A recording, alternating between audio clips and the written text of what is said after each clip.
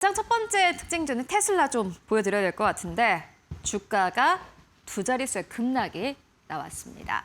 EPS와 매출 모두 다 사실은 시장에서 생각했던 것보다는 나쁘지 않았습니다. EPS 쪽에서 약간 미스가 나긴 했지만 그럼에도 불구하고 사실 큰 미스는 아니었기 때문에 가이던스가 좋았으면 이 테슬라의 주가도 함께 상승할 수 있었을 텐데 약간 아쉬운 부분이 있었습니다. 바로 현금 흐름이었는데요.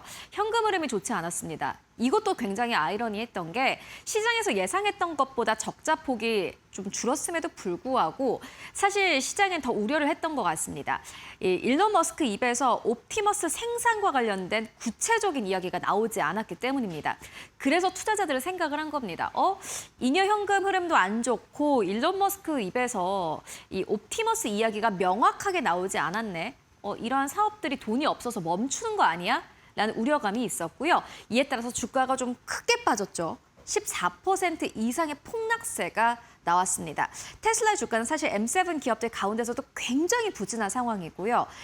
수익성에 대한 우려감이 높아지고 있는 가운데 AI 사업조차도 지금 돈이 없어서 잘 안 되는 거 아닌가라는 우려감이 나오고 있습니다.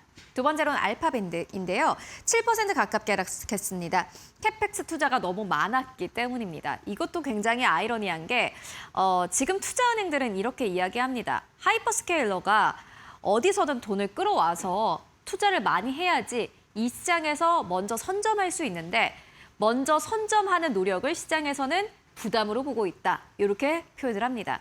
그래서일까요? 주가는 하락했지만 투자 의견도 사실은 이 EPS 자체가 지금 하향 조정되고 있기 때문에 하향되고 있는 상황이지만 많은 투자 은행들은 2030년이 지나면 하이퍼스케일러가 오히려 돈을 더 많이 쓴 기업이 더 빨리 성장할 것이다. 이렇게 내다보고 있습니다. M7 기업들 투자하시는 분들은 좀 장기적인 시선에서 경쟁력을 꼼꼼히 좀 체크해 보시는 게 중요하겠다라는 생각이 들고요. 세 번째로는 록히드 마틴입니다.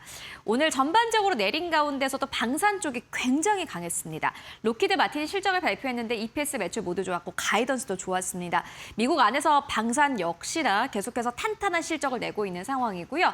록히드 마틴의 CEO는 직접 나와서 우리 앞으로 실적 괜찮다라는 의견까지 함께 내기도 했습니다. 주가 10% 이상의 급등세 나왔습니다.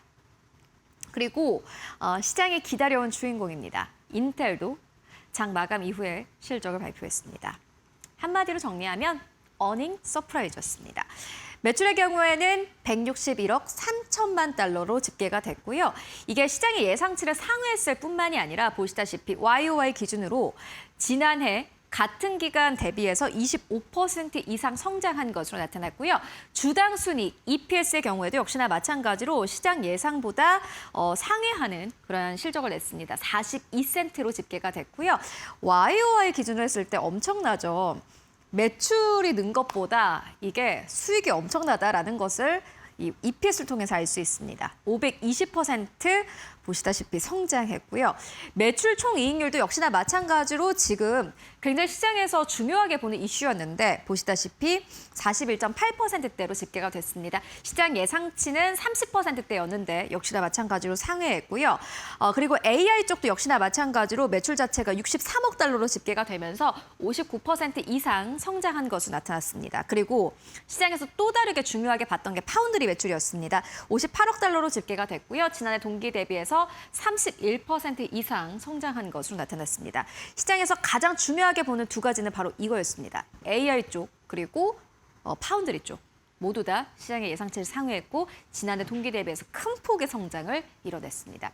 당연히 시간에서는 주가가 급등할 수밖에 없는 실적이죠.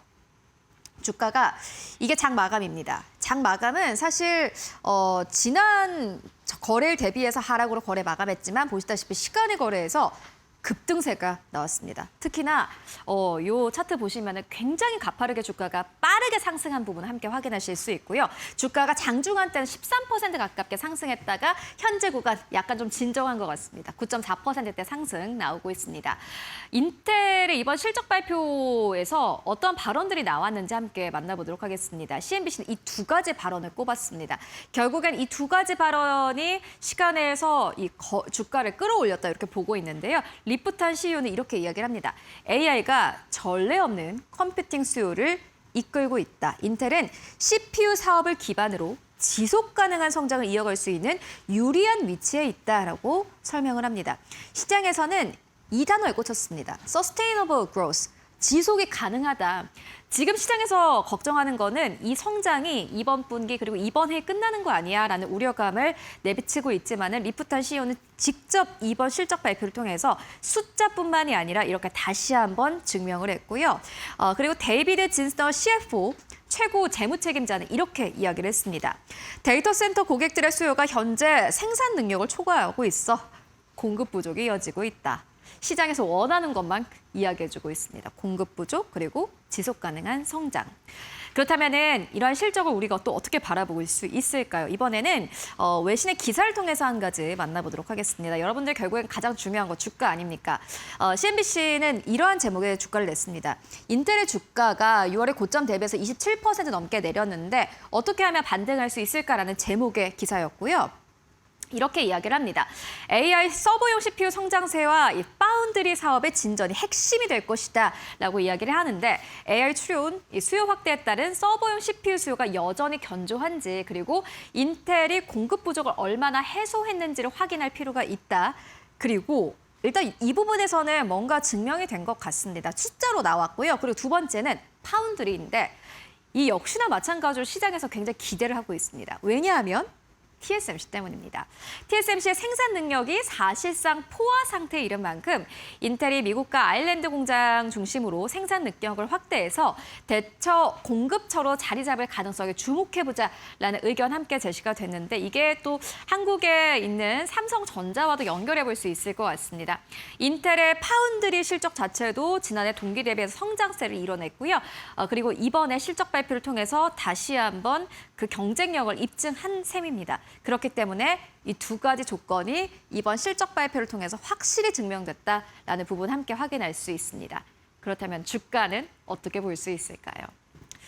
저희가 좀 정리를 해봤는데 모건 스탠리는 지금 이렇게 이야기를 합니다. 25%의 하락 여력이 있다, 좀 고평가됐다라고 보고 있고요. 다만 키방크의 투자 의견 보이십니까?